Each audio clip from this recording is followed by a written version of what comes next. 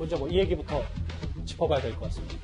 지난주 금요일이었습니다. 정경심 교수 공판에서 검찰이요.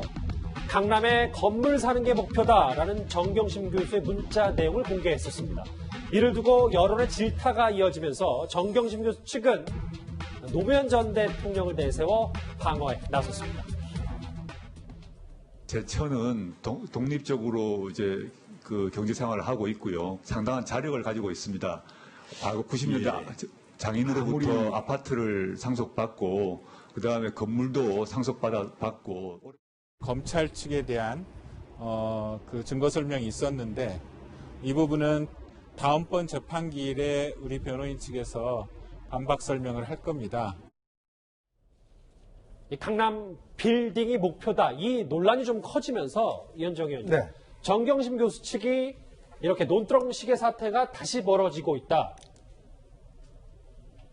어떻게 좀 받아들여야 될까요? 그러니까 이제 이 지난주 금요일 날 재판에서 이게 이제 공개가 됐는데요. 예. 일단 지금 이제 검찰 측에서 보면 정경심 교수가 사모펀드라든지 이런 걸 했던 이유가 뭐냐면 결국은 본인의 재산 증식을 위해서 어떤 이런 걸 했다. 특히 이제 남편이 민정수석으로 있으면서 어떤 이런 공직을 이용해서 했다라는 걸 이제 증명하기 위한 하나의 근거 자료로 뭘 공개했냐면 정경심 교수와 동생 간에 나눴던 문자 메시지를 공개를 했습니다. 이게 원래는 없었는데 포렌식을 하다 보니까 나온 거예요. 거기 보면 정경심 교수가 이 그 동생한테 보낸 문자를 통해서 강남에 빌딩 하나 사주면 좋겠다. 그 다음에 이제 나만 따라와라. 이렇게 되면 앞으로 우리가 뭐 잘 살 수 있다.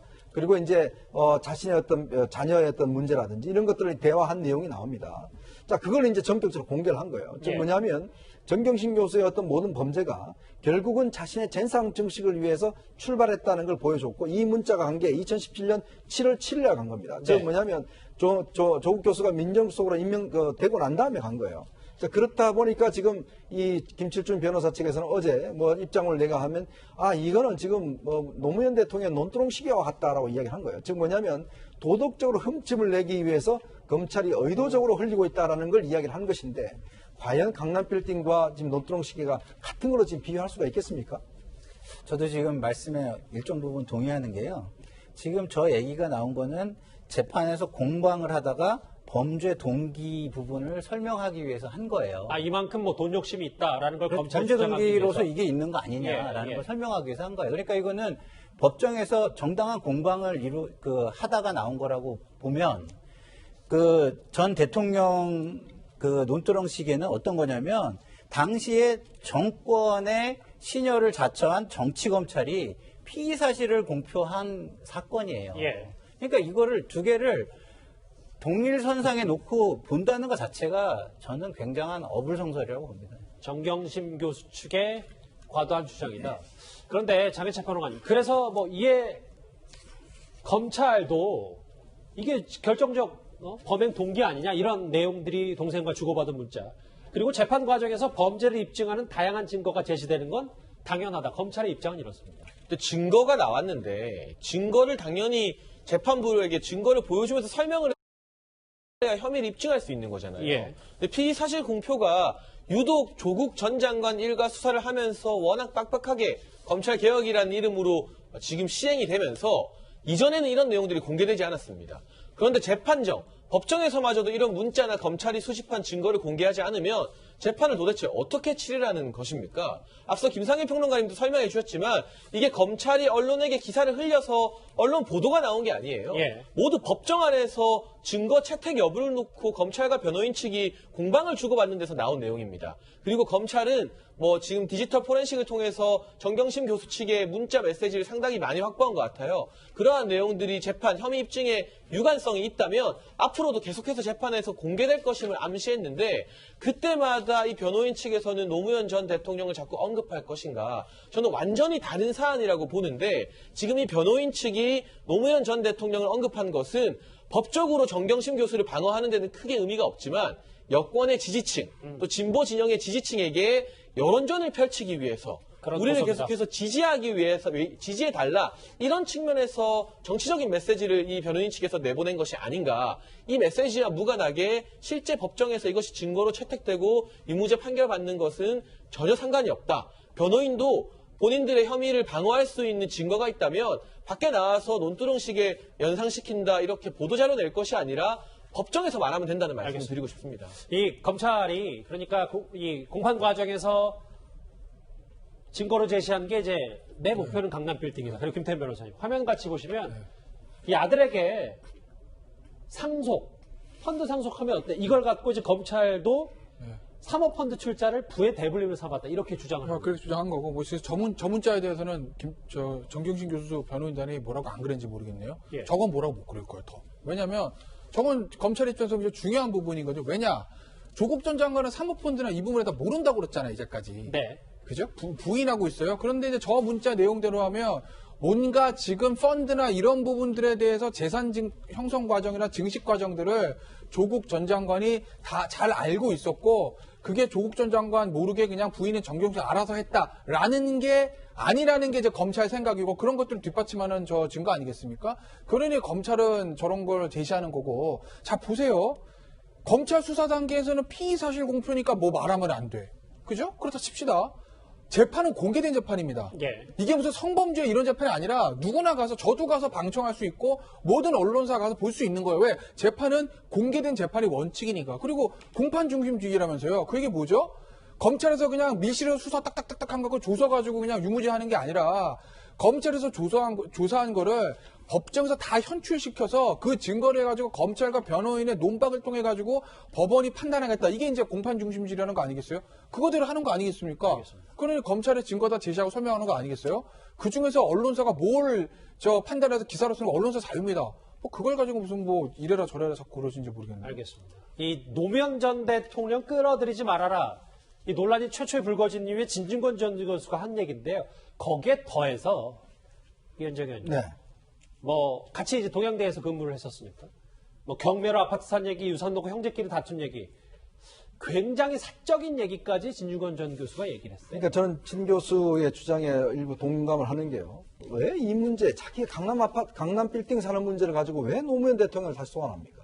저는 정말 이해가 되지 않는 그런 변호인들의 입장이라 보고, 특히 진중권 교수 같은 경우는 이제 정경심 교수와 같이 학교를 근무를 했잖아요. 그러면서 본인이 그동안 들은 이야기는 딱 두 가지라는 겁니다. 자기 재산 증식한 이야기, 경매로 아파트 사고, 또 유산 놓고 지금 형제끼리 다툰 이야기. 이거 변호인 누구 했는지 아십니까? 지금 최강욱 비서관이 변호인 했습니다. 예. 자, 그런 이야기, 그다음에 아들 학교 보내는 이야기. 어떤 면에서 보면 전형적인 어떤 강남에 있는 아줌마였다라고 이제 주장을 하고 있는 거예요.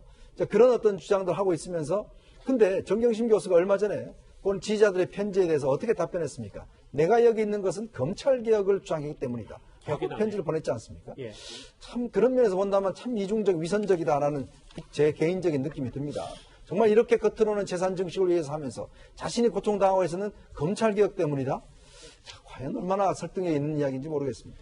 자, 그런데 또 하나 새롭게 알려진 게 있습니다. 정경심 교수가요, 최강욱 비서관과 주고받은 문자 메시지를 검찰이 확보한 것으로 전해졌는데, 이 정경심 교수가 아들 인턴 확인서를 만들어 보낼 테니 도장만 찍어달라, 이런 내용을 문자 메시지를 건넨 것으로 확인이 됐습니다.